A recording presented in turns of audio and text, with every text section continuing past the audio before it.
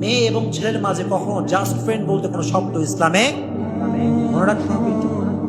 Just friend এটা একটা ধোঁকাবাজি, এটা একটা ধোঁকাবাজি। জাস্ট ফ্রেন্ড বলতে পৃথিবীতে কিছু ছেলে ছেলে বন্ধু হতে পারে, মেয়ে মেয়ে বান্ধবী হতে পারে, ডাজন্ট ম্যাটার।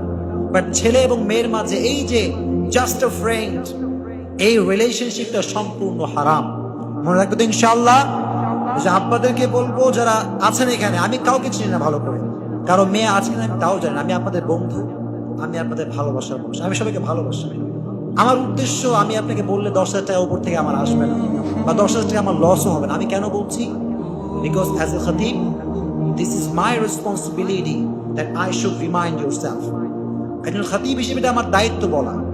এই জন্য যখনই দেখবেন আপনার কোনো ছেলে বা আপনার মেয়ে কোথাও কোনো নারীর সঙ্গে ফ্রি মিক্সিং করছে, বাধা দেওয়া যাবে তো ইনশাআল্লাহ?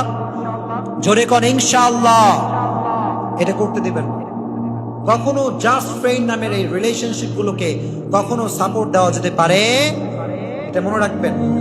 আর আমি বলছি একটা কথা, কখনো কোনো জায়গায় যদি দেখেন আপনার মেয়ে কিংবা আপনার ছেলে কোনো নারীর সঙ্গে, সেটা ক্লাসমেট হোক, তার ক্লাসের ফ্রেন্ড হোক, যেই হোক না কেন, কোনো নারীর সঙ্গে যখন দেখবেন যে একই রিক্সায় বাসায় ফিরছে, বাধা দেওয়া যাবে ইনশাআল্লাহ? জোরে বলেন ইনশাআল্লাহ। এই ব্যাধিগুলো আমাকে বলবেন। আপনি রাগ করবেন, হুজুর সাহেব আপনি কি কইলেন, এটা কোনো কথা হইল? আপনি স্কুল নিয়ে কথা বললেন, হারাম হচ্ছে হোক, সমস্যা কি, আপনি কেন বলবেন? এই অ্যাটিটিউডটা চেঞ্জ করে ফেলেন, এই অ্যাটিটিউড চেঞ্জ করে ফেলেন। আর হুজুর হিসেবে যদি আপনি মনে করেন যে হুজুর সাহেব তো কিছু বোঝে না, ইউ আর অ্যাবসলিউটলি রং। আপনি যা বোঝেন তার অ্যাডভান্স আমরা বুঝি, অ্যাডভান্স বুঝি আমরা, কারণ আমাদের কাছে কোরআন সুন্নাহর জ্ঞান আছে, আপনার কাছে সেটা নাই। আমি ছোট করছি না, আমি বলছি এই কথা যে আমার দ্বারা উদ্দেশ্য, আমার বলার উদ্দেশ্য আপনার ক্ষতি করা নয়। যদি আপনি মানতে পারেন তাহলে এর ভিতরে লাভ আছে না নাই? দেখেন আমি কেন এই কথা বললাম, আমার আয়াত লেখা আছে, আপনারা সবাই শুনছেন তো, আমাকে বোঝা যায়? যায় যায় ওয়ালা তাকরাবুজ জিনা ইন্নাহু কানা ফাহিশা, একটা আয়াত বললাম, সূরা বনী ইসরাঈলের ভিতরে আছে এটা। আল্লাহ কি বলেছে দেখেন, আল্লাহর কথার সিকোয়েন্সটা বোঝার ট্রাই করেন, try to think about it, একটু বোঝার ট্রাই করেন। আল্লাহ বললেন যে শুধুমাত্র জেনা করা এটা হারাম তা কিন্তু না, বরং যেই কাজ তোমাকে জেনার দিকে নিতে পারে, তোমাকে জেনার দিকে অ্যাট্রাকটিভ করতে পারে, এটাকেও হারাম করে দিয়েছে একজন, তিনি কে? আর জেনা এটা একদিনে সংগঠিত হয় না। একটু অবজারভেশন করেন, একটু বোঝার ট্রাই করেন, আমি যা বলছি একটু বুঝবেন। একটা হারাম রিলেশনশিপ কিংবা হারাম কাজ যদি আমি স্পষ্ট ভাষায় বলতে চাই তাহলে বলবো ব্যভিচার বা জেনা।